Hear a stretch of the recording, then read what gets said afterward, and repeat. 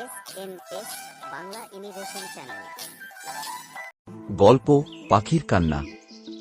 রানা আর রাজু গ্রাম বাংলার দুই দুরন্ত শিশু। তারা সারাদিন মাটির রাস্তা ধরে দৌড়াদৌড়ি করত, গাছে উঠত আর পাখির বাসা ভাঙার দুষ্টুমিতে মেতে থাকত।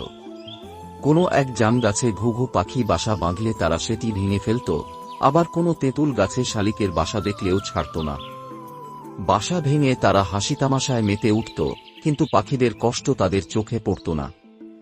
একদিন রাজু রাতে ঘুমানোর পর স্বপ্ন দেখল তাদের ঘরটা কেউ জানি এসে ভেঙে দিচ্ছে। তারা অনেক কান্নাকাটি করতেছে, কিন্তু কেউ শুনতেছে না এবং কেউ তাদেরকে বাঁচাতে আসতেছে না। রাজু তখন বুঝল আমরা যে কাজটা করতেছি সেটা ঠিক না, কারণ তাদেরও জীবন আছে। ঠিক তার পরের দিন রানা আর রাজু গ্রামের বটগাছে একটি বুলবুলির বাসা দেখতে পেল। তারা ভাবল এ বাসাটিও ভেঙে ফেলবে, কিন্তু গাছে ওঠার আগেই তারা শুনতে পেল ছোট ছোট ছানাদের চিৎকার আর মা বুলবুলির আকুতি মিনতি। মা পাখিটি বারবার ছানা রক্ষা করতে গাছের চারপাশে চক্কর দিচ্ছিল।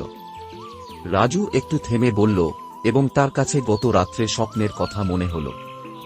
রানা, আমাদের কি পাখিদের এত কষ্ট দেওয়া উচিত?